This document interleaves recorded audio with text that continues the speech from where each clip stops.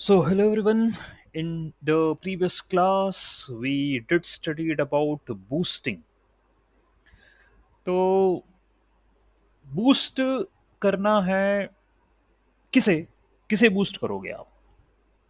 Sir, हम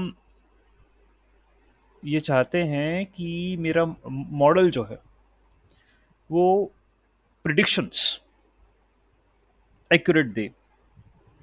ठीक, that's what we want. अच्छा, ठीक है। तो क्या पुराने वाले नहीं दे रहे थे क्या? द प्रीवियस अल्गोरिदम्स, रिग्रेशन की भी है, क्लासिफिकेशन की भी है, क्या वो नहीं दे रही? अब दे तो रही हैं। That's why all the algorithms exist, and we do study them, we use them, and we get the desired results also. ठीक है।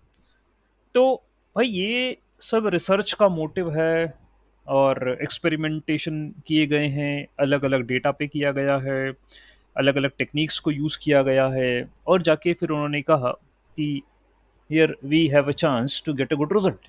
बूस्टिंग को लेकर हमने कल बात करी और कहा कि भाई ये भी अनसेंबल टेक्निक है। ओके, क्योंकि आप अभी तक एक यदि मॉडल को यूज करोगे तो हमको उस पर विश्वास नहीं है। We are not confident on a single model. ठीक है, किसी एक व्यक्ति पर हमें विश्वास नहीं है कि वो सही रिजल्ट देगा।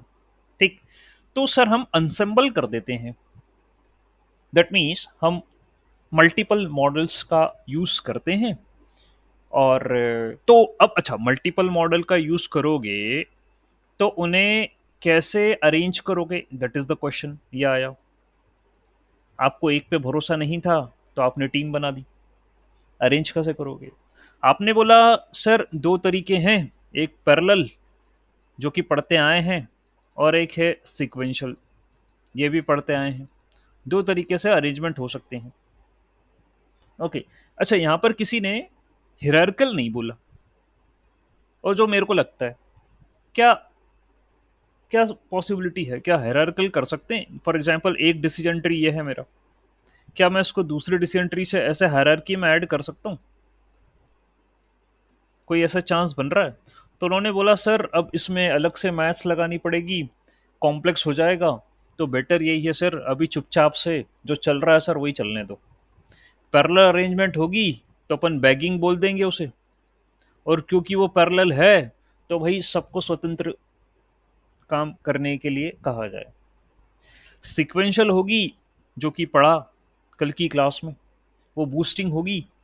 ओके, एंड पहले एक मॉडल सॉल्व होगा, और वो जो भी रिजल्ट देगा वो दूसरे मॉडल के अंदर हम एज अ फीडबैक जो है वो सेंड करेंगे। तो आपने कई टाइप्स की बूस्टिंग के बारे में एक इंट्रोडक्शन लिया, और उसमें एडा बूस्ट जो है वो पहली कॉमन एल्गोरिदम है, जिसमें आपने कहा कि डेटा को हम वेट असाइन करते हैं, जो भी आउटपुट्स हैं यहाँ पे उनको वेट असाइन करते हैं। अब वो वेट एक जैसे ही मान के चलो इनिशियली करते हैं।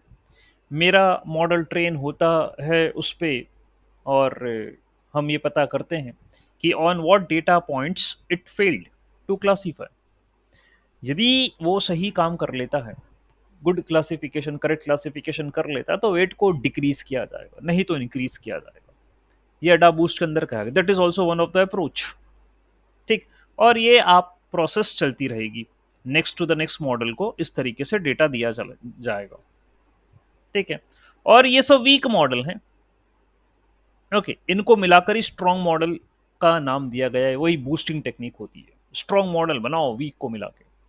तो भाई चलो, यहाँ तो वेट वाली बात थी। आपने ग्रेडेंट बूस्टिंग आखिरी आखिरी में पढ़ा।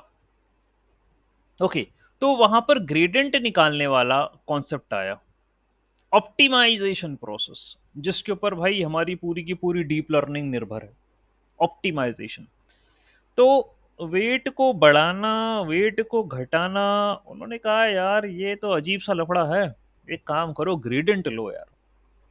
यानी आप जो एरर निकालते हो, loss, that we called as a loss, y p minus y a predicted minus actual जो लॉस है, उसको भाई तुम वेट से डिफरेंशिएट करो।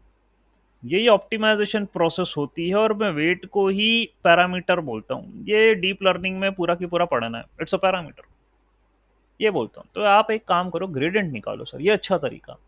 और ग्रेडेंट ही एक ऐसा जो फिनोमिना है जिससे आप ऑप्टिमाइजेशन कह तो रहे हो, और ये क्या फॉलो करता है, ये कोशिश करता है कि भाई मैं मिनिमा निकाल सकूं। I am going to find local minima, यानी जहां पर मेरे लॉस कम से कम हो सके। तो भाई कॉन्सेप्ट तो मॉडल का यही है, the concept is same, that you have to decrease the loss. तो क्यों ना हम यही ग्रेडियंट वाली अप्रोच फॉलो करें और लॉस को कम करें। ठीक। तो मैं आगे अब सीधे टारगेट कर रहा हूं अपनी अल्गोरिदम एक्जीबूस्ट, और उसको मैं न्यूमेरिकली आपको समझाऊंगा। बड़े ध्यान से इसको समझना पड़ेगा। ठीक है। So here is what I am having. I guess I have to share the entire screen. ठीक है, एंटायर स्क्रीन शेयर करता हूँ। ठीक है, ये हम शेयर कर रहे हैं एंटायर स्क्रीन। हम्म। तो ऐसा है, एक्सट्रीम ग्रेडियंट बूस्टिंग, एक्सट्रीम। तो भैया यार, एक्सट्रीम एक्सट्रीम क्या कर दिया तुमने यार? एक्सट्रीम में क्या करा, ग्रेडियंट। तो अच्छा, बूस्टिंग के बारे में तो पता है हमको कि सर एक मॉडल के पीछे दूसरा मॉडल लगा दो, सिक्वेंशियल अरेंजमेंट कर दो, तो उसको कहते हैं बूस्टिंग। ग्रेडियंट अभी आपने बता दिया कि sir I need to calculate the differentiation of loss और द एरर, तो ये ग्रेडियंट हो गया। अब सर एक्सट्रीम क्या हो गया? तो हम ये कह रहे हैं कि भाई आप पैरेलल क्या है, प्रोसेसिंग को लेकर इसने बोला था। हमने कल बात करी कि जितने भी कोर हैं, जैसे भी हैं, सबको इस्तेमाल कर लो। कहीं जो मेमोरी मिल रही है, जैसे मिल रही है, इन आउट ऑफ द हो आपके सिस्टम की, या इन हो, जैसे भी हो। ठीक है, क्योंकि सिक्वेंशियल करना है, टाइम थोड़ा सा लगेगा, मॉडल ज़्यादा है। ठीक है, और डेटा बड़ा है। तो भाई ये हम टाइम को जो है वो रिड्यूस करना चाहते हैं, परफॉर्मेंस हाई करना चाहते हैं, एक्यूरेसी अच्छी चाह रहे हैं। So that's what we want. तो सर तभी उसने नाम दिया एक्सट्रीम। एक्सट्रीम मतलब आपके पास जितने भी रिसोर्सेस हैं फॉर द कंप्यूटेशन उठा लो, और ये जो मैथ्स लग रही है वो करो। ठीक। तो बन जाएगा एक्सट्रीम ग्रेडियंट बूस्टिंग। अब ये भाई बातें हैं, पॉपुलर है तो पावरफुल है, तो ये है तो वो है, तो स्पीड है तो परफॉर्मेंस है, और सब चलो वो तो हमें पता ही है, हर कोई कहता है, किसी ने अपनी बुराई तो करी नहीं। ठीक।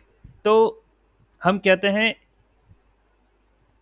ये डिसीजन ट्री पर बेस्ड है। Okay, this model this approach is also based upon decision tree. अब जब से हम डिसीजन ट्री तो ले रहे हैं, बैगिंग में भी डिसीजन ट्री क्लब करी, बूस्टिंग में भी डिसीजन ट्री कर रहे हैं। क्यों? क्योंकि एफिशिएंसी, फ्लेक्सिबिलिटी, स्केलेबिलिटी जो है हमें अच्छी मिलती है। डिसीजन ट्री में ज़्यादा लोचा नहीं है, वो पता है क्राइटेरिया के हिसाब से स्प्लिट करेगा, ज़्यादा कोई मैथ्स लगनी नहीं। ठीक, ये होगा। तो ग्रेडियंट बूस्टिंग जो है वो हमारी मेन है, और एक्सट्रीम ग्रेडियंट बूस्टिंग उसी फैमिली की है। ठीक है। तो gradient boosting is a technique for models are build sequentially, तो बता दिया आपको। ठीक है। डिसीजन ट्री का यूज हो रहा है, ये भी मैंने बता दिया। जो मॉडल होंगे that will be the decision trees. Regularization, regulation का मतलब ये है, XGBoost provide several regulation parameters to prevent overfitting. तो भैया जितने भी मशीन लर्निंग मॉडल है ना, ये अपने आप को बड़े होशियार समझते हैं। ठीक है। वो कैसे होशियार समझते हैं? वो बोलते हैं देखो भाई, हम तो मैथमेटिकल मॉडल हैं। ठीक, मतलब सिंपल मैथमेटिकल मॉडल, मैथ्स तो डीप में भी लगेगी, लेकिन वो अच्छी खासी लगती है फिर वहाँ। तो ये सिंपल मैथमेटिकल मॉडल। आपने लीनियर रिग्रेशन बोला sir, y equal to M x plus C. ठीक है, अब उसी में कुछ गोटियां बिठाई तुमने। क्या करा, वो पैरामीटर एरीमीटर ले लिए, और बाद में बोला कि पैरामीटर की वैल्यू निकालनी है, और ऐसा वैसा है। ठीक। तो टेक्निकली मैथमेटिकली दोनों एंड से समझना अल्गोरिदम को। इस पर बेस्ड न्यूमेरिकल्स अच्छे लेवल के भी बनते हैं। अच्छा, मैंने क्या बोला, linear regression, y equal to M x plus, इससे काफ़ी ज़्यादा पढ़ा है हमने, समझा है एरर क्या होते हैं क्या नहीं है, लॉजिस्टिक पढ़ा, एसवीएम पढ़ा, डिसेंट्री पढ़ा, सब पढ़ा, वो देखा। तो रेगुलराइजेशन, ठीक है, ये ओवरफिटिंग से बचाने वाली बात कह रहा है ये। और हमको जानते हैं L1 और L2 रेगुलेशन दो टाइप के होते हैं। रेगुलेशन पीछा नहीं छोड़ेगा डीप लर्निंग तक। ठीक है, ये रहेगा। तो ये कह रहा several type of regularisation process to prevent overfitting. तो डेप्थ ट्री की कितनी देना है, ये भी रेगुलराइजेशन टेक्निक है। आपने यदि बोला कि पूरी की पूरी ट्री सॉल्व हो जाए तो वो ओवरफिटिंग पे चले जाएगा, यानी हर एक पॉइंट को एक्सप्लोर करेगा वो। तो डेप्थ दे देना, ठीक है, कितनी है, चाइल्ड कितने क्या है, मिनिमम चाइल्ड कितने क्या होना चाहिए, गामा, ये अभी हम आगे बताएंगे, ठीक है, दैट विल डू। ठीक है, तो ये सारी चीज़ें हैं। आप यहीं रहो कमरे में, है ना, कहीं नहीं जाना, यहीं बैठो। ओके, तो ये सारी चीज़ें हैं। ऑल राइट, ठीक। तो ये हमने हाइपर पैरामीटर में देखा था, ठीक है, जब हम ट्रीज पढ़ रहे थे, और हमने रन फॉरेस्ट के अंदर भी देखा ऐसा हाइपर पैरामीटर है, ठीक। अब ग्रेडियंट ऑप्टिमाइजेशन यूज टेक्निक होती है यहाँ पर। एडा बूस्ट में क्या होता था, वेट बढ़ाना और वेट घटाने वाला कॉन्सेप्ट था। गलती पर वेट बढ़ा दो और सही पर वेट घटा दो, लेकिन यहाँ ऐसा नहीं होता। जो ऑप्टिमाइजेशन प्रोसेस होती है वो होती है ग्रेडियंट डिसेंट, ठीक है। ग्रेडियंट निकालेंगे हम, और उसमें parallelization, approximate tree learning and hardware optimization सब होता है इसके अंदर। तो ऑप्टिमाइजेशन में सारी चीज़ों को कवर कर रहा है वो। तो तभी उसने एक्सट्रीम नाम लिया ना इसका। एक्सट्रीम, मैंने कुछ देर क्या बोला बोला था पहले, कि रिसोर्सेस को आप इस तरीके से यूज करोगे, डेटा बड़ा, एल्गोरिदम में कई ट्री, सिक्वेंशियली अरेंज्ड है, जब तक एक सॉल्व नहीं करके देगा तब तक दूसरा कैसे करेगा, ठीक है। तो भाई ऐसा होता, पैरेलल में तो ऐसा है कि सबके पास चला गया, पैरेलल प्रोसेसिंग हो रही है वहां, तो आप देख लो आपके पास कितने कोर हैं, तो उतने कोर पे उठा उठा के देते चले जाओ, ठीक है। यहाँ पर भी हम वैसे ही कुछ कहेंगे, ठीक है, बट द पॉइंट इज कि फिर भी टास्क को पैरेललाइजेशन तो करना पड़ेगा। भले तुम ये कह रहे हो बूस्टिंग है, ठीक है, एक के बाद एक है, सिक्वेंशियल अरेंजमेंट है, सब कुछ ठीक है, ठीक है, बट टास्क तो भाई वो मशीन, ऑपरेटिंग सिस्टम आपने पढ़ रखा होगा, तो कैसे वो जॉब को या टास्क को डिवाइड करता है ये उसका मैटर है। तो ये होगा यहाँ पर एक्जीबूस्ट के अंदर पैरेललाइजेशन, ठीक है। एंड हार्डवेयर ऑप्टिमाइजेशन, आपके पास कितना क्या रिसोर्स है, मेमोरी को लेकर, प्रोसेसर को लेकर, उसके हिसाब से वो अपना काम करेगा, ठीक। तो भाई ओके, हो गया बात। यहाँ पे मुझे कुछ कहना नहीं, इवैल्यूएशन क्राइटेरिया, रिग्रेशन क्लासिफिकेशन दोनों करता है ये, तो इवैल्यूएशन क्राइटेरिया हमको पता है। फीचर इंपॉर्टेंस, अब भाई फीचर इंपॉर्टेंस तो क्योंकि ट्री बन रही है ना इसके अंदर, we are having a decision tree here, तो फीचर इंपॉर्टेंस तो ये भी बताएगा। जहां जहां ट्री आएगी सब जगह फीचर इंपॉर्टेंस निकलेगा। तो चाहे रैंडम फॉरेस्ट हो, that will also give you the feature importance, decision tree will also give the feature importance, and XGBoost will also give the feature importance, सब देंगे। ओके, क्यों, क्योंकि वो किसी फीचर पे ही तो स्प्लिट होती है, तो उसको पता है कहाँ पर इम्प्यूरिटी कम आ रही है और कहाँ पे ज़्यादा आ रही है, तो वो बता देगी कौन सा फीचर इंपॉर्टेंट है मेरे लिए, ठीक।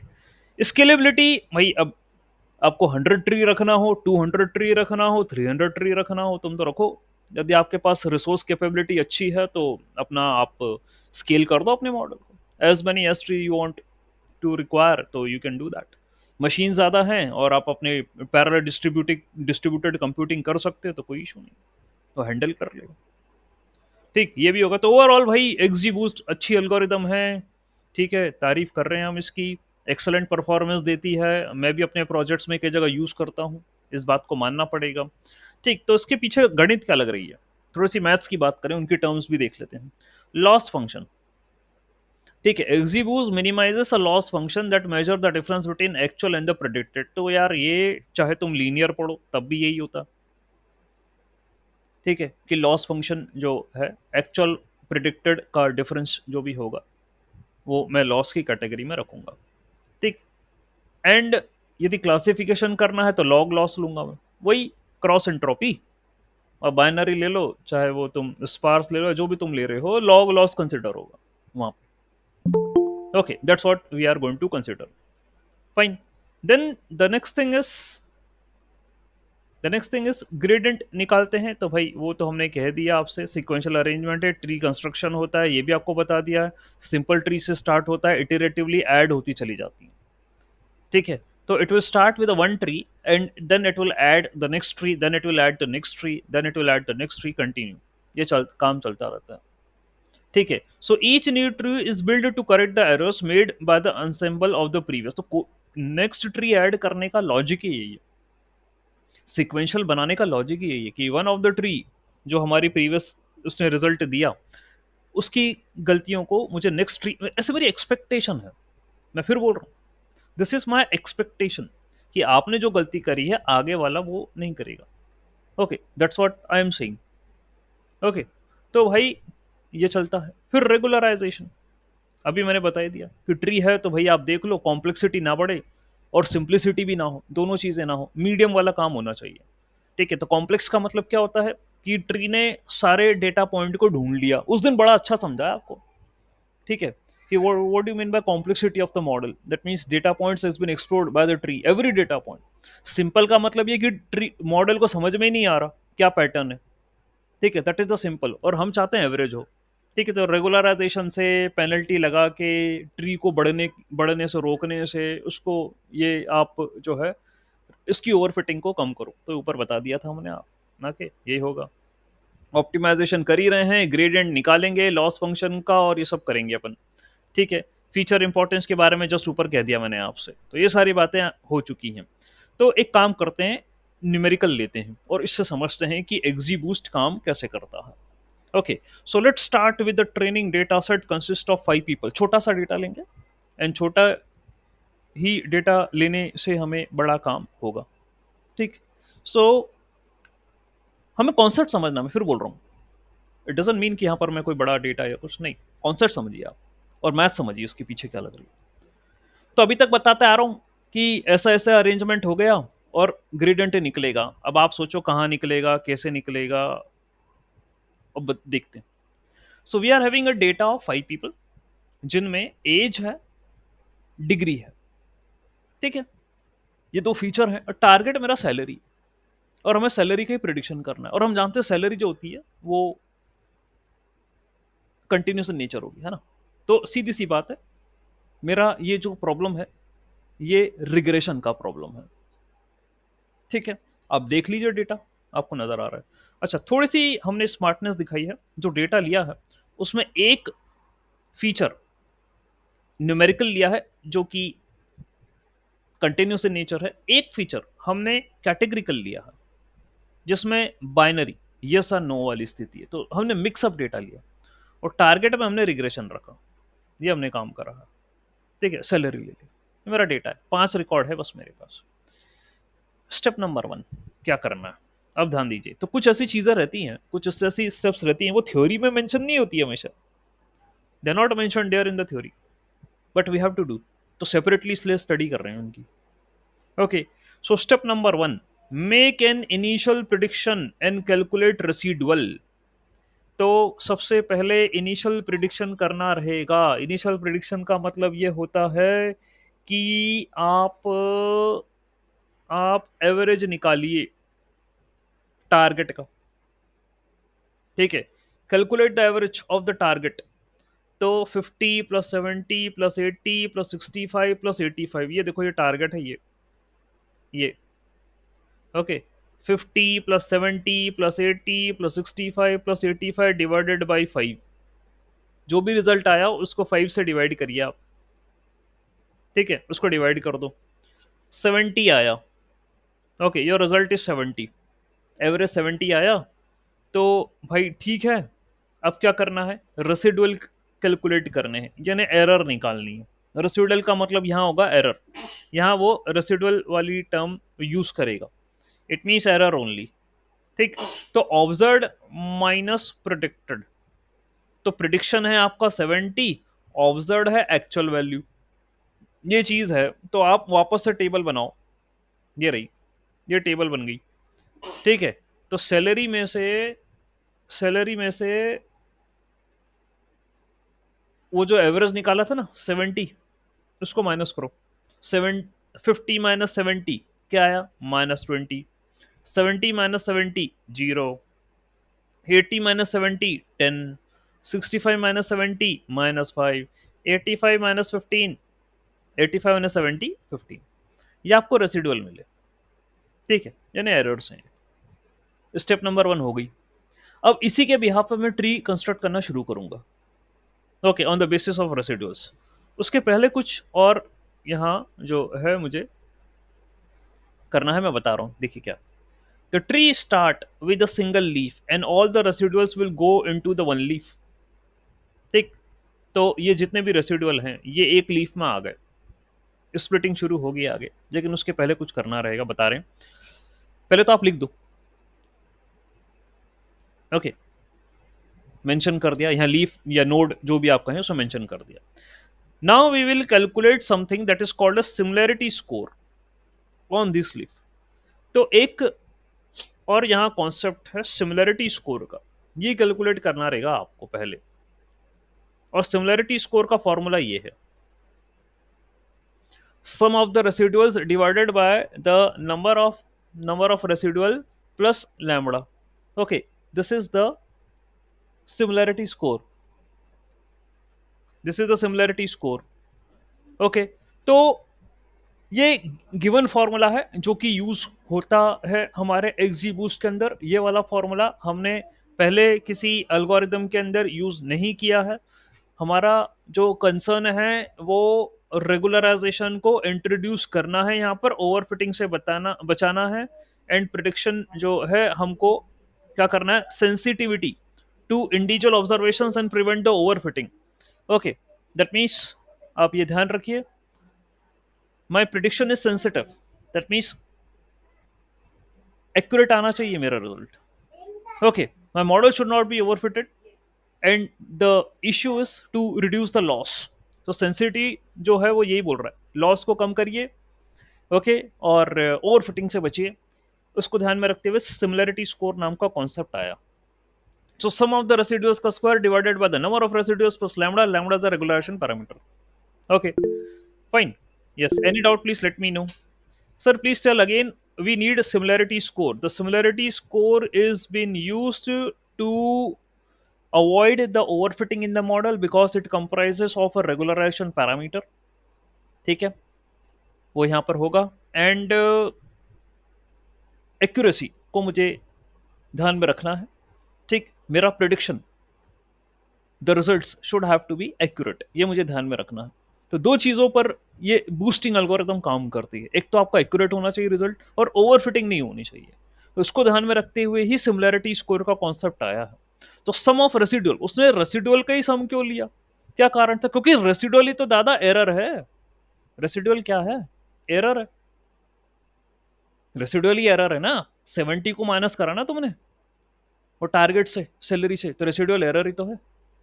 तो उसने उसका सम लेकर स्क्वायर मार दिया। अच्छा, अच्छा, एक चीज और, अपन ये कलाकारी कर रहे हैं तो इसी टाइप की कलाकारी तुम लीनियर रिग्रेशन में भी करते थे। क्या करते थे वहां? वहां प्रिडिक्टेड माइनस एक्चुअल के तो स्क्वायर मारते थे तुम, yp माइनस वाई ए का square. This is what you do in case of linear regression, cost function, यही काम करते थे आप। तो ये कोई अलग नहीं कर रहा, लेकिन अब भाई as per the concept of algorithms, अलग अलग अल्गोरिदम्स हैं तो भाई वो अपना अपना अलग नाम दर्शाएंगी। ठीक है, और कुछ मैथ्स में तो चेंजेस करेंगे ही वो। ठीक है, as per experiments done by the researchers. Okay, तो उन्होंने कहा सम ऑफ द रेसिडुअल्स का स्क्वायर। तो मेरे पास एरर ही तो आया है, रेसिडुअल्स ही तो आया है, और उनका स्क्वायर, यानी ये क्या है, सम सम स्क्वायर, यही तो करा था और वहां भी यही करा था, और यहां भी यही कर रहे हैं, sum of the squares of the residual, यानी एरर्स का स्क्वायर। हाँ, अब कुछ और भी चीजें उसमें जोड़ दी आपने, इसमें नंबर ऑफ रेसिडुअल्स और लैम्बडा जोड़ दिया इसमें नीचे, बोला कि डिवाइड करो इसको, ये रेगुलेशन पैरामीटर है, इसको हम कहते हैं similarity score. That's what we are saying. Okay, अब ये इन्होंने इसका जस्टिफिकेशन भी दिया कि ओवरफिटिंग से बचना है और वो स्कोर अच्छे निकालना है तो आपको ये काम करना पड़ेगा। बाय डिफॉल्ट लैम्बडा की वैल्यू 1 होती है तो आप 1 रख दो, और भैया ये काम करो। ये देखो, ये काम करा आपने, and you got the result as 0। This is what you get, the result as 0। So similarity score is 0। Okay, ये आ गया। Now we should see if we do a better job clustering the results if we split them into two groups based upon the age and the master degree। ठीक है, तो अब ध्यान देना, अब ध्यान दीजिएगा, ये आपका सिमिलैरिटी स्कोर आया है, ये इनिशियल है और ये नोड का है, रूट नोड का है आपका सिमिलैरिटी स्कोर।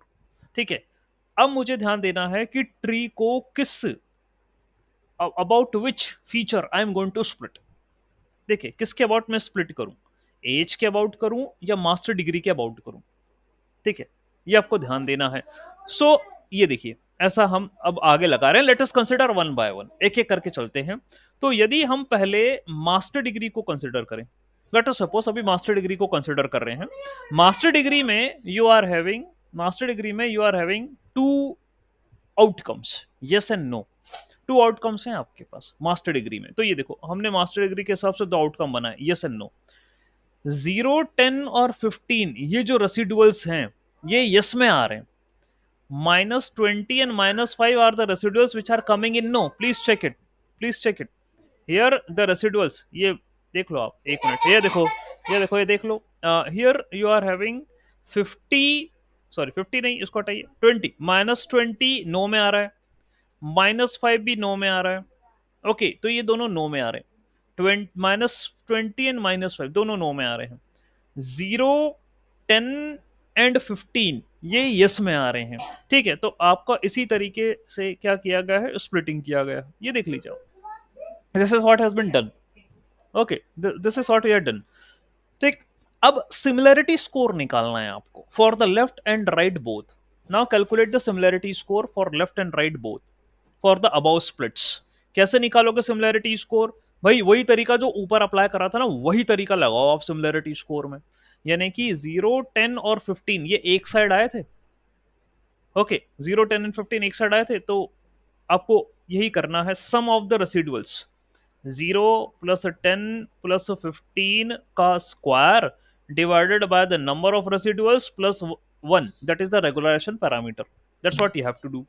ठीक, तो 10 + 15 हो गया 25, 25 का स्क्वायर हो गया 625। ओके, 625 को 4 से डिवाइड करोगे तो 625 डिवाइडेड बाय 4, तो जो भी आंसर हो रहा होगा अभी नोटिफाई कर लो आप।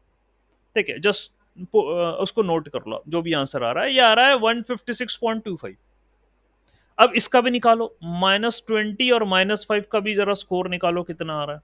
तो sum of residual -20 -5 that is the sum overall का square divided by the number of residuals plus 1 that is the regulation parameter.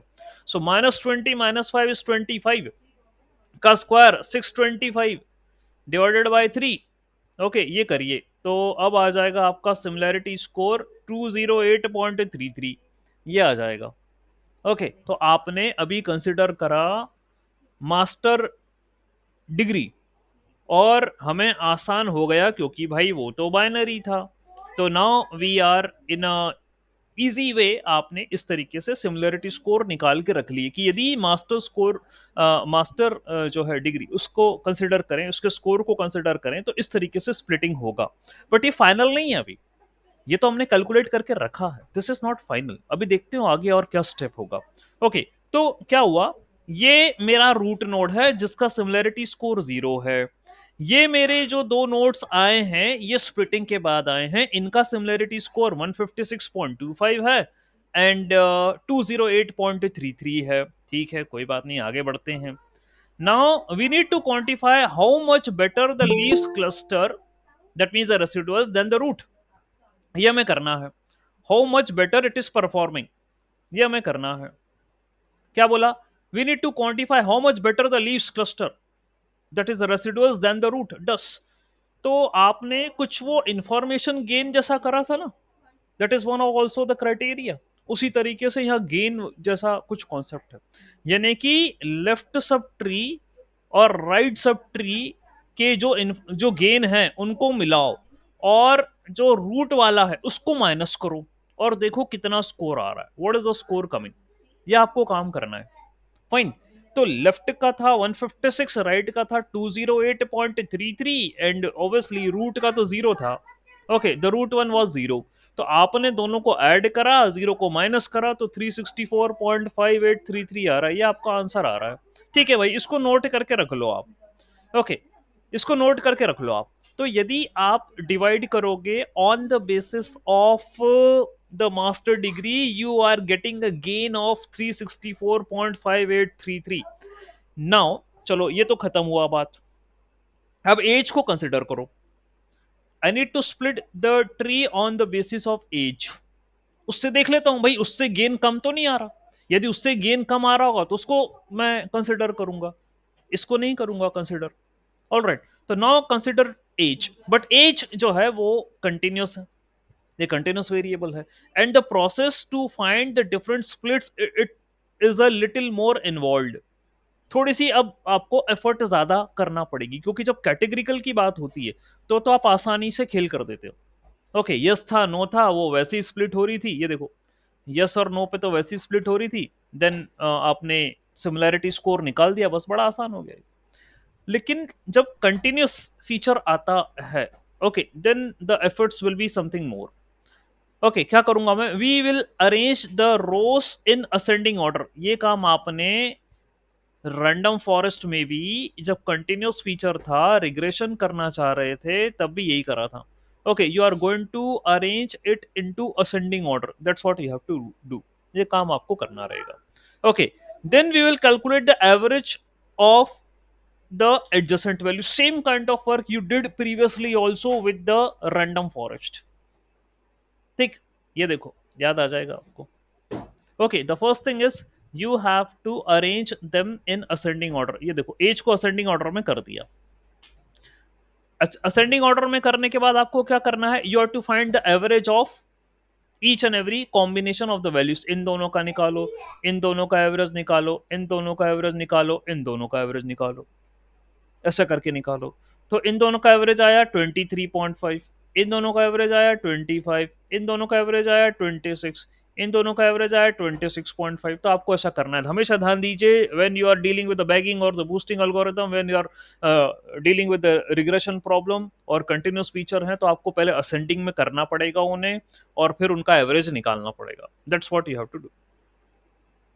ठीक है, ये स्टेप है, कॉमन है ये।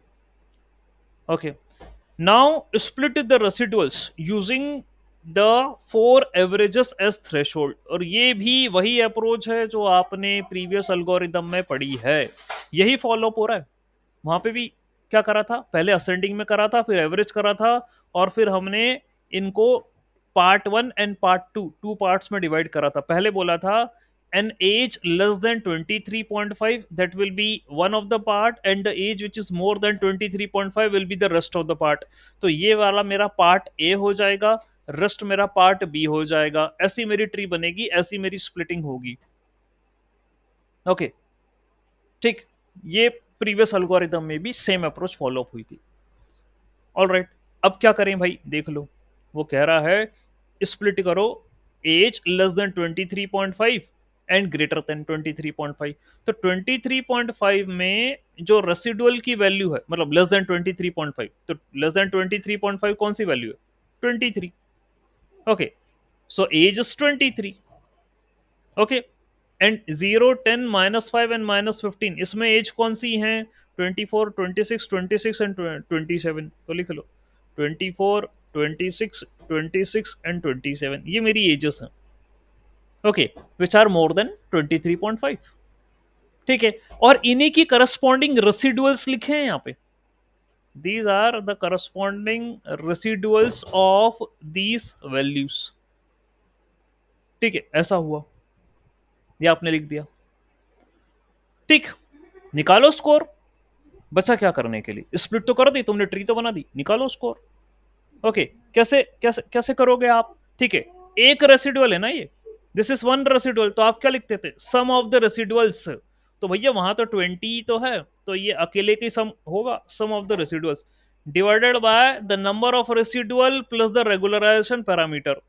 तो एक ही टर्म है, वन, तो रेगुलराइजेशन लैम्बडा की वैल्यू है, तो -20 का स्क्वायर हो गया 400, 400 डिवाइडेड बाय 2 हो गया, तो ये हो गया 200। बात खत्म हुई। ठीक है, डन। तो मैंने ये वाला जो है इसका सिमिलैरिटी स्कोर निकाल दिया। Okay, and it came to be as 200, ये आ गया। ठीक, अब ये जो रेस्ट ऑफ द रेसिडुअल है, इसके साथ भी ऐसे ही करो। क्या होगा, 0 + 10 -5 -15 के सम का स्क्वायर। ओके, सो 0 0 + 10 -5 + 15 इनका होल का square divided by the total number of terms, 1 2 3 4, 4 terms plus 1 5। ये करना पड़ेगा मुझे। ठीक, तो 10 -5 इज 5, 5 + 15 इस 20, 20 का स्कोर 400, 400 डिवाइडेड बाय 5, तो 5 8 80। ठीक है, 80 आ गया। लेट मी चेक, ये देखो 80 आ रहा सिमिलैरिटी स्कोर, बड़ा आसान है, कोई टफ कैलकुलेशन नहीं करवा रहा है ये। Okay, now my similarity score is 80। तो देख लो, ठीक है, इन दोनों का आ गया। और कॉन्सेप्ट क्या कहता था कि लेफ्ट का और राइट का, left node and right node का दोनों का ऐड करो, और जो मेरा पेरेंट है उसको माइनस करो। ठीक है, उसका सिमिलैरिटी स्कोर माइनस करो। ठीक, तो 200 plus 80 minus 0, you are getting 280। ठीक है, 280 आ गया आपको। अब जब कंपेयर करेंगे कि 280 को, if I do compare with the previous one, ये देखो, जब मैं ले रहा हूं आपका master degree, so the result is 364। इतना ये रिजल्ट आ रहा है, 364 आ रहा है। ठीक है, ये गेन आ रहा था। और आप जब एज को कंसिडर कर रहे हो, तो the result is coming here as how much, 280। ये आया आपका। ठीक है, 280 आया। ओके, कोई बात नहीं। अच्छा, इसको इसको रख के रख लो। अभी अभी फाइनल नहीं हुआ भाई, दिस इज नॉट फाइनल। अभी आपने एक ही पार्ट लिया था ना अपने डेटा का। what next you have to do now? Age less than 25, now age less than 25, that's what you have to consider. Okay, age less than 25, यानी यहां पर आ जाओ, ये एज लेस देन 25। तो 23 एंड 24, ये दो इसके रेसिडुअल लो। मोर देन 25 में 26, 26 एंड 27, इन तीनों के रेसिडुअल लो। और वही इंफॉर्मेशन गेन या सिमिलरिटी स्कोर ये आप निकालो।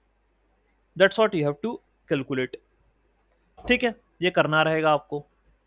फाइन, करके भी बताया यहाँ, देख लीजिए, यहाँ करके बताया उन्होंने कि -20 और 0 रेसिडुअल आ रहा था, 10 माइनस 5 15 आ रहा था। इससे गेन जो मेरे को आया वो 233 आया। ठीक है, आप कर लियो, तो बड़ा आसान है। This is what you can do. Overall gain जो आ रहा है 233। एंड द वन लास्ट वाला जो उन्होंने करा, एक जहां पर 26.5 इज लेस देन 26.5, ये करा, तो इसमें इतनी ये टर्म्स आ रही थी। ठीक है, this is what they are getting, and the gain is 157.5, that's what they are getting. ठीक है, तो उसने एज की तीनों कंडीशंस पे गेन निकाल लिया, स्प्लिट कर करके जो है वो गेन निकल गया है यहाँ पर। ठीक है, तो we are having 23.5, 25, 26, we are having 26 also and 26.5 also, ये भी था हमारे पास। ठीक है, ये सारी चीजें थी। तो उसने कहाँ तक निकाल के दिया आपको, लेस देन 26.5 तक। तो less than 26 and less than 26.5, यहाँ तक तो उसने निकाल के दे दिया मुझे। ठीक है, अब क्या क्या होगा एक बार फिर से मैं वेरीफाई करवा रहा हूं आपको। ठीक है, 23.5 से छोटा, देन क्या लिया उन्होंने, लेस देन 23.5 लिया। फिर उसने क्या लिया है नेक्स्ट, मैं 1 मिनट वेरीफाई कर रहा हूं आपको। उसने 25 से शुरू करा, 23.5 में एक ही था।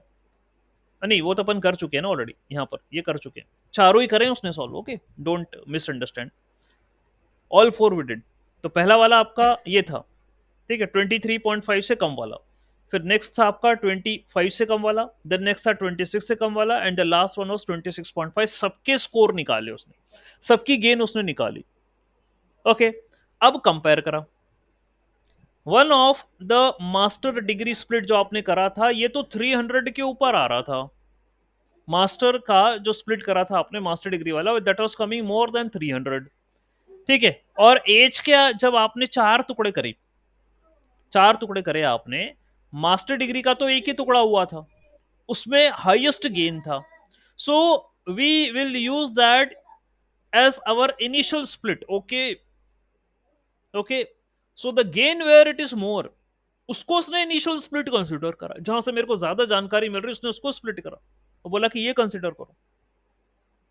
ठीक है, इन तो हमारा जब हम पढ़ रहे थे डिसीजन ट्री, तभी ये कहा गया था ऐसा नोड जहां पर इंफॉर्मेशन ज्यादा मिल रही है, ठीक है, उसको आपको देखना पड़ेगा स्प्लिट करने के लिए, ऐसा कहा गया था। सेम कॉन्सेप्ट यहां पर भी आ रहा है। ओके, सो मास्टर डिग्री को इनिशियल स्प्लिट के लिए आप फॉलोअप करिए। रेस्ट की स्प्लिटिंग यदि करूंगा मैं, तो उनमें ज्यादा गेन मुझे मिल नहीं रहा, मतलब एज को कंसिडर करा, I am not getting much gain as compare to the master degree. ठीक, तो आप मास्टर डिग्री को कंसिडर करिए। Now we will add more branches to the tree by splitting master degree leaves, again the same process is described above. ये हम करते चले जाएंगे।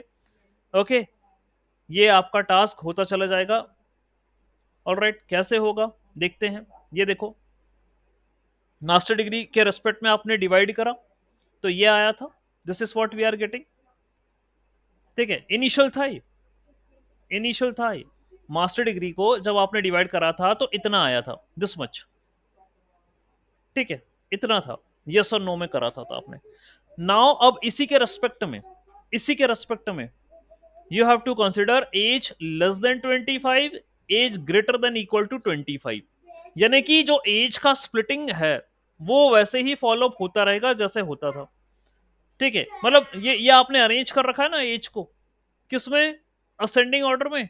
तो देखिए, इतना आपका मास्टर डिग्री का स्प्लिटिंग, यहां पर ये बात खत्म हुई, ये मास्टर डिग्री का स्प्लिटिंग हो गया। Now if you need to split, if you need to split this thing, इसको स्प्लिट करना है आपको आगे। ओके, तो क्या कंसिडर किया, age less than 25 and age greater than, greater than equal to 25, ये कंसिडर किया गया है। क्यों, अच्छा 25 ही क्यों कंसिडर किया, अभी आपका एक क्वेश्चन आ गया होगा, सर्वाइव यू कंसिडर 25, क्या आपको दिमाग में लगा। तो भाई दिमाग में ये लगा है कि ये है residual, these are the residuals, so I need to consider the age values of these residuals only। तभी तो मैं 25 को क्राइटेरिया ले रहा हूं। कैसे, कैसे आया, 0, 10 एंड 15, जरा ऊपर आओ इनिशियल डेटा में। 0, 10 एंड 15 किसके रेसिडुअल हैं, 0, 0, 10 एंड 15, 24, 26 और 27, इनके रेसिडुअल हैं ये। 24, 26 और 27 के रेसिडुअल हैं। इनको भी भाई वैसे ही जमाइए असेंडिंग ऑर्डर में, असेंडिंग में जमाइए इनको। 24, 26, 27, इनका भी एवरेज करो पहले तो। 24 और 25 का एवरेज क्या होगा, what is the average of 24 and 25, what it means, है ना, 0, 10 एंड -15 बोला ना उसने, तो इनका एवरेज करो आप 0, 10 एंड 15 का, तो आ रहा है कितना, how much it is coming, that is 24.5, ये आया इसका एवरेज। फिर 25 और 27 का एवरेज करो, ये कितना आ रहा है, how much it is coming, it's coming like कितना हो जाएगा, 25 27 का 52, 52 करोगे तो एवरेज इज 26। ठीक है, 25 और 27 कितना हो जाता है, 52।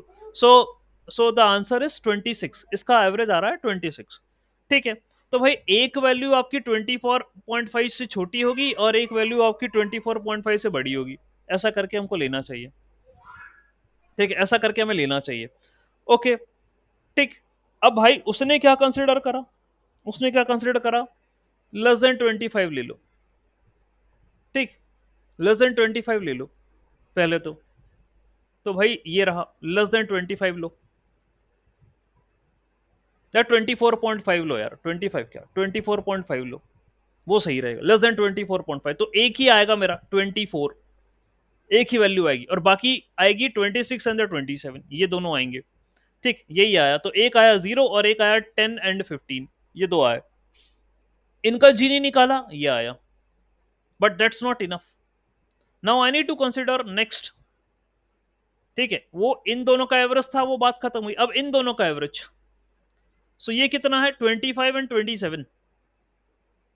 ठीक है, दीज आर 25 एंड कितना है, not 25, guess this is 26 and 27। हम मिस्टेक कर रहे हैं ऐड करने में, 24 और 26 का एडिशन कितना था, 50, तो वो सही कर रहा था, फिर 25 इसने तभी तो लिया, आपने मुझे करेक्ट भी नहीं करा। I was considering this age 25, no it is 26।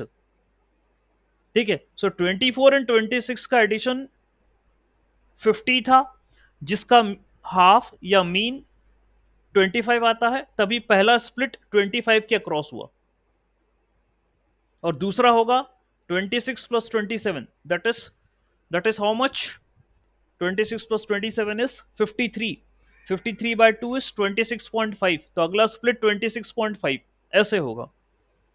ठीक है, वो 26 से 0.5 से जो छोटा वो एक पार्ट है, 26.5 से बड़ा वो दूसरा पार्ट, ऐसे करके स्प्लिटिंग होगा।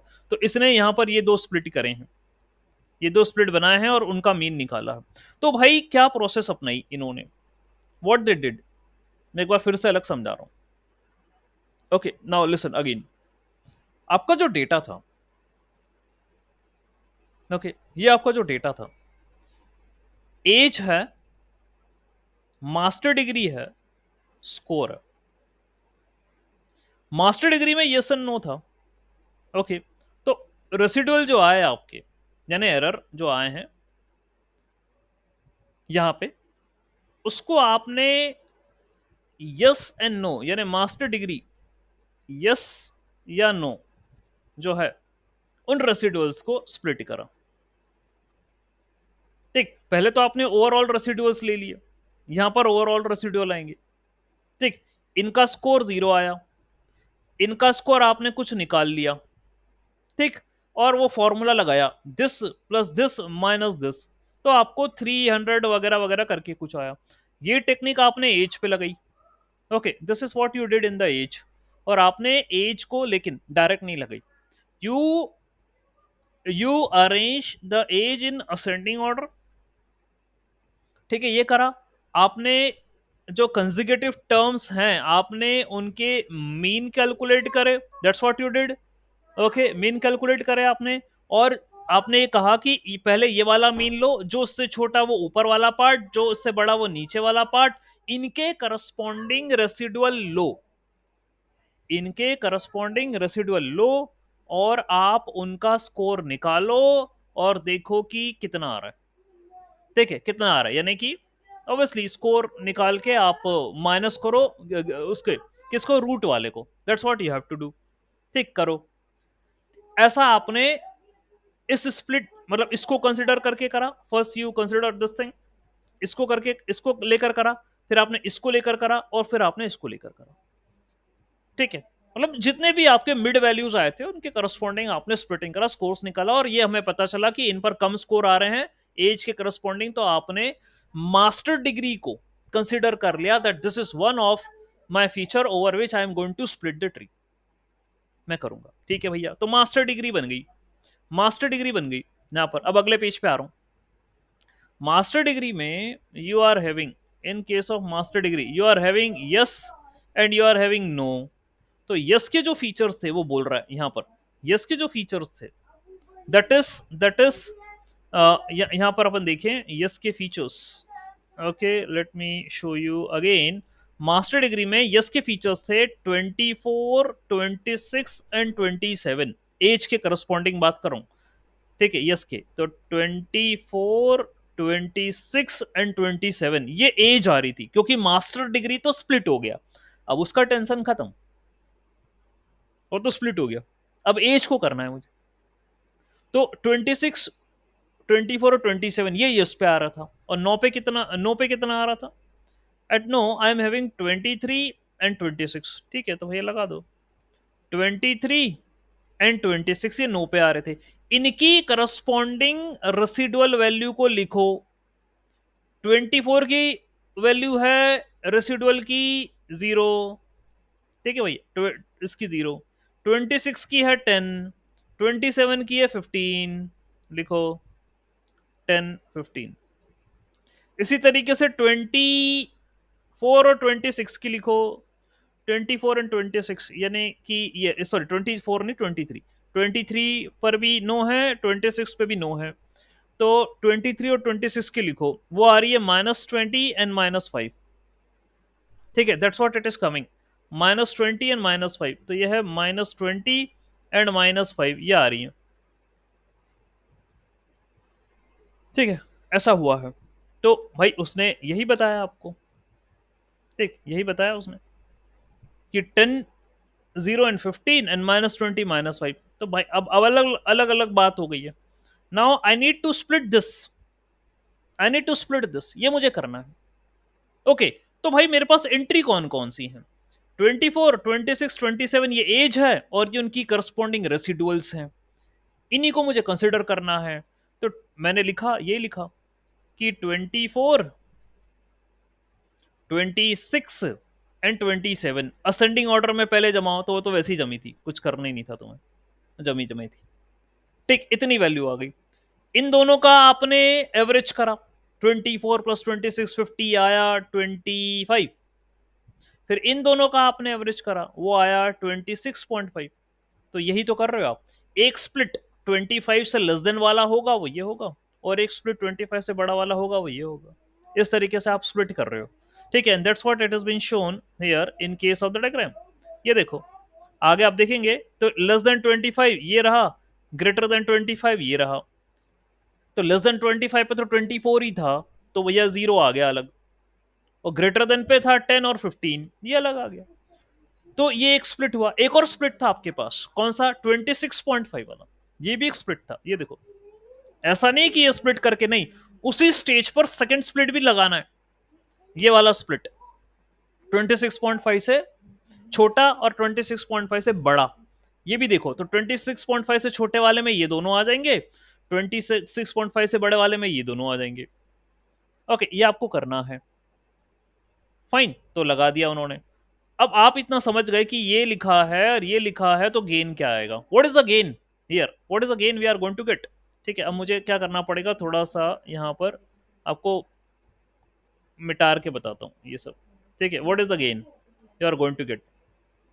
ठीक, जस्ट जस्ट ओके।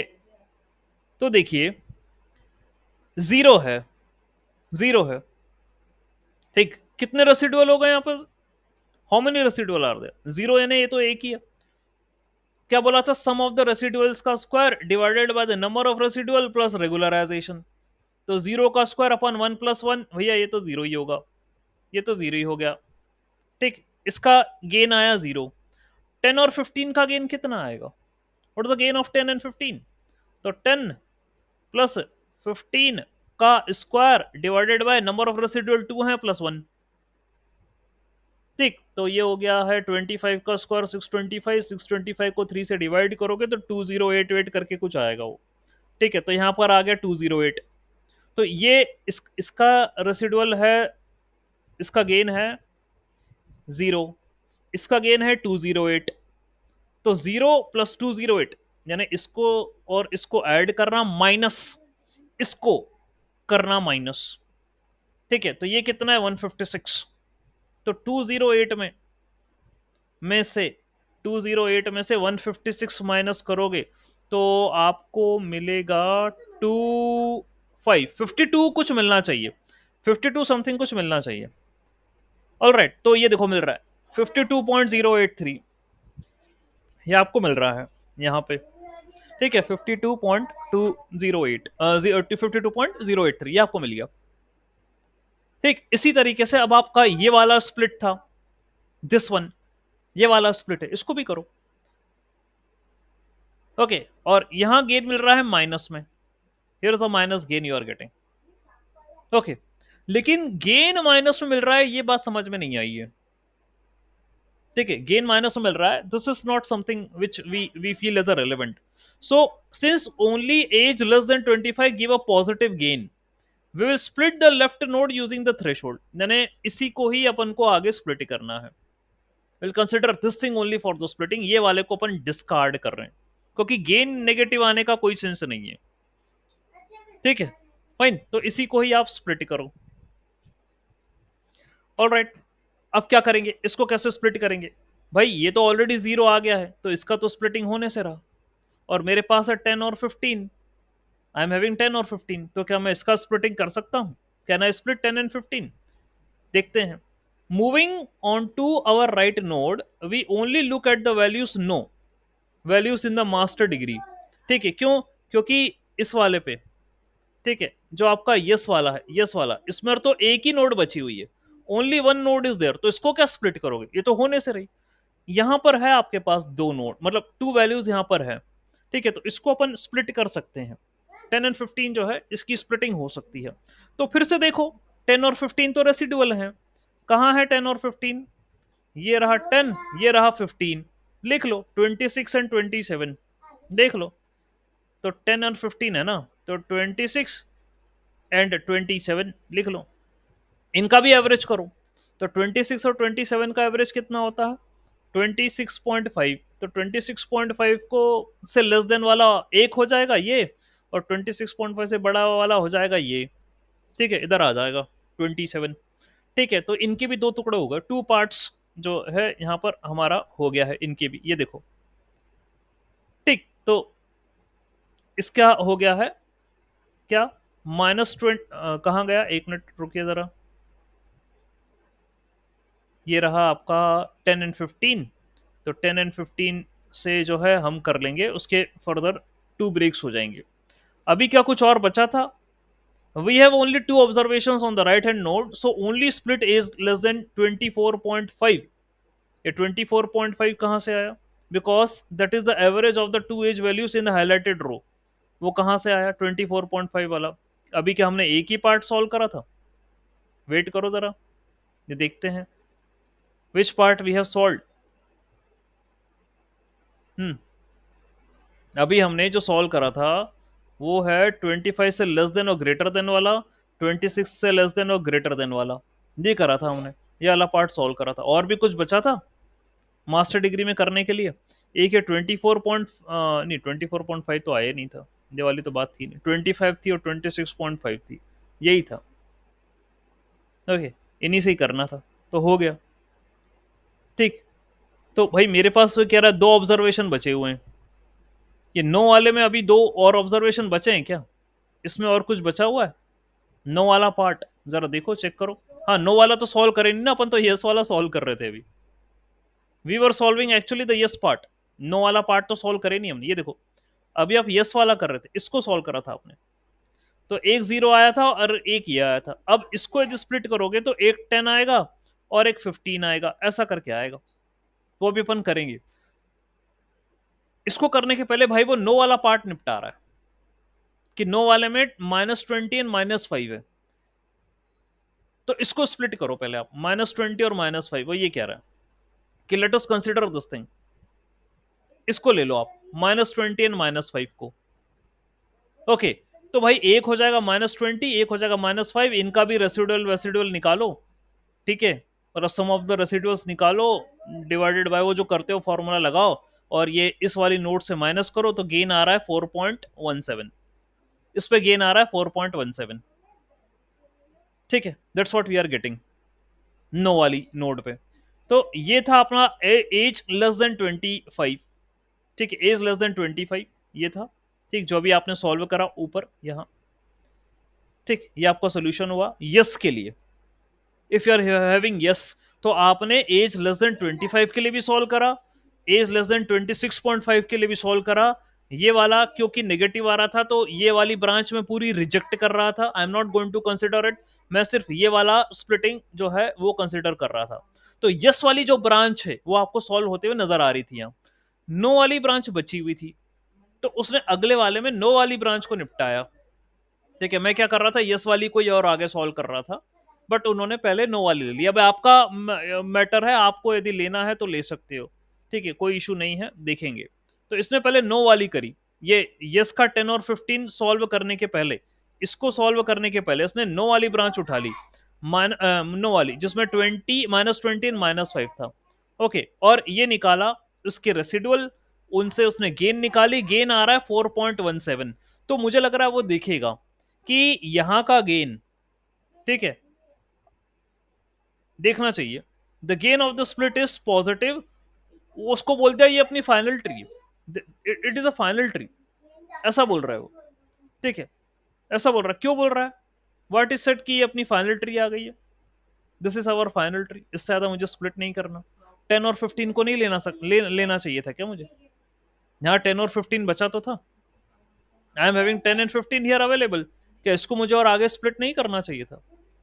तो बच गया। ओके, चलो देखते हैं ये बचा कैसे। ये बचा कैसे, मैं बताता हूं कैसे बच गया। अब आप यदि 10 और 15 को स्प्लिट करते, ओके, 10 एंड 15 को स्प्लिट करते, एक आता 10। ओके, एक आता आपका 10 का स्क्वायर डिवाइडेड बाय एक रेसिडुअल और एक लैम्बडा की वैल्यू। ये हो जाती कितनी? 100/2। ये हो जाती 50। एक था 15, उसका स्क्वायर डिवाइडेड बाय, क्योंकि एक रेसिडुअल और एक आपका जो है लैम्बडा की वैल्यू, तो ये हो जाती है 225/2, तो ये आती है 112.5 करके कुछ आती।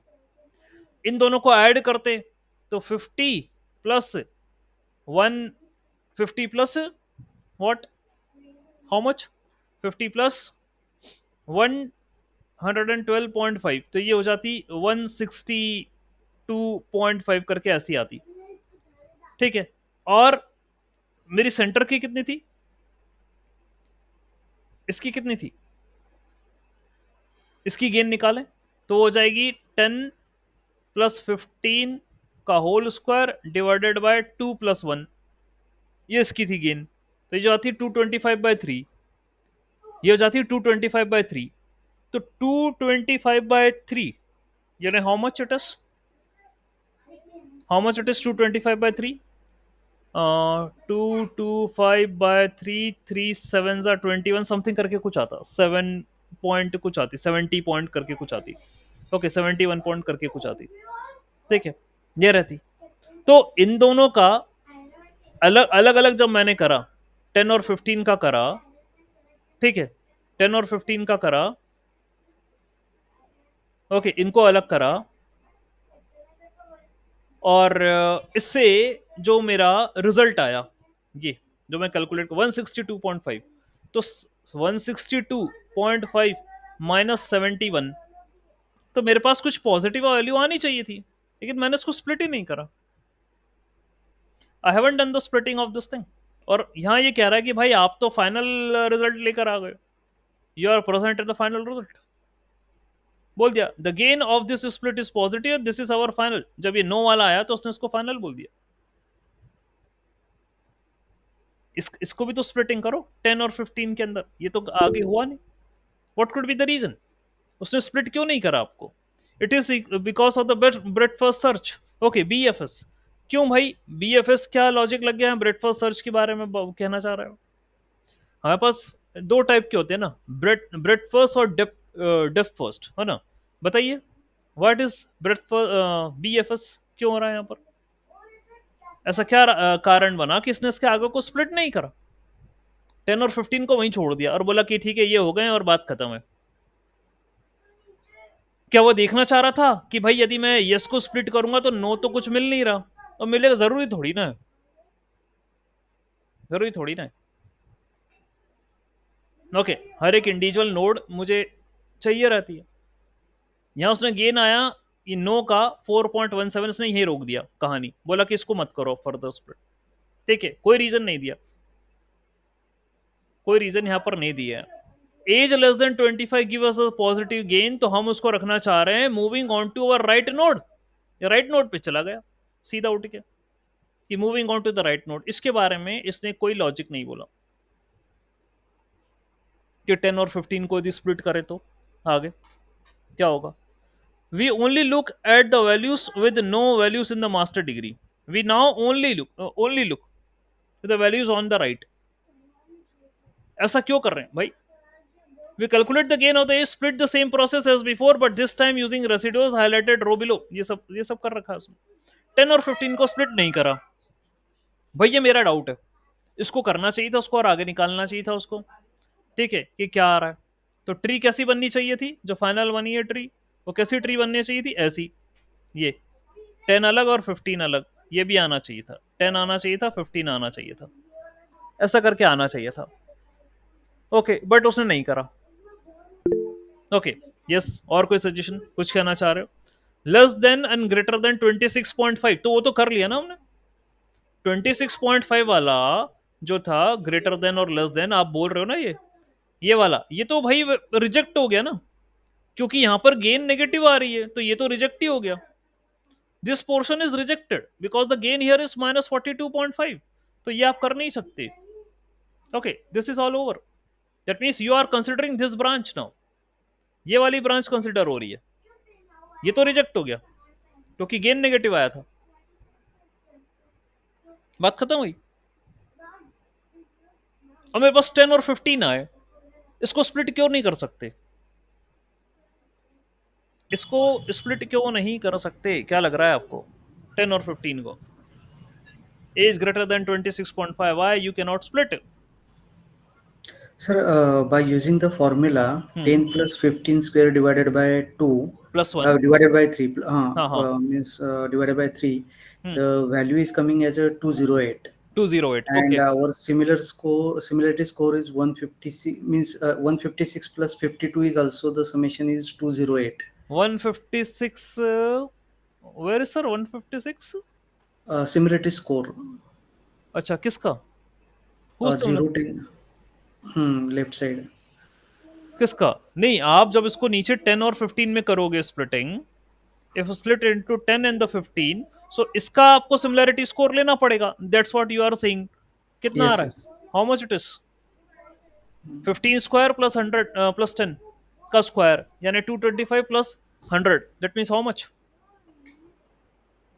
That means how much? 300 something कुछ आएगा. 325. 325 divided by 3, how much it is? 325 divided by 3, how much it is? करो जरा, कितना आ रहा है? 325 three divided by twenty 3, five divided by 100, मतलब divided by 3, sorry. So it will be 108. 108. 108. 108 आ रहा है. Okay. And when you are taking the individuals, 10 को आपने इंडिविजुअल लिया एंड 15 को आपने इंडिविजुअल, 15 ही है ना वो? How much it is? Yes, yes. 15 है. 15. So if you are considering them individuals, तो 10 का स्क्वायर हो गया 100 डिवाइडेड 100. बाय 2, ये कितना आ गया? 50. 15 का स्क्वायर कितना हो गया? 225 डिवाइडेड बाय 2, है ना? ये हुआ है divided by 2. Correct. That's what we are Correct. Doing. Okay. So 225 divided by 2, how much it is? It is 112.5 something, ऐसे कुछ आएगा. ठीक. तो 50 plus 112.5, this is 162.5. And 162.5 we can subtract what? We can subtract this 108. 108. So obviously we are getting a positive gain. तो होना चाहिए, Correct. वो तो कर नहीं रहा. Mhm. वो कह रहा है ये तो मुझे फाइनल ट्री मिल गया मेरे को. This is my final tree. ये तो मेरा क्वेश्चन है. इसने आगे क्यों नहीं बढ़ा स्प्लिटिंग के लिए? That is a question. बढ़ना चाहिए था. यस, बोलिए. सर मुझे ऐसा लग रहा है कि हाँ जब वो 10 और 15 को पकड़ता है हाँ हाँ. और वो यहाँ पे देखिए 10 और 15 पे वो टेबल दिखाइए सर ऊपर. हाँ ऊपर, हाँ यस, इससे रेफरेंस लीजिए आप. हाँ, यहाँ पे जब वो 10 और 15 को पकड़ता है तो उसकी एज की वैल्यूज है 26 और 27. हम्म तो जब हम इनका एवरेज लेते हैं तो ये 26.5 आ रहा है हम्म. और 26.5 पहले ही रिजेक्ट हो चुका है. दैट्स व्हाई आई थिंक वो ले रहा ही नहीं है उसको. अच्छा, ये दिवेश कह रहा है 26.5 रिजेक्ट हो चुका है. वो पहले दूसरे वाले में ये रिजेक्ट हो चुका था ये यहाँ पे. 26.5 वाला ये.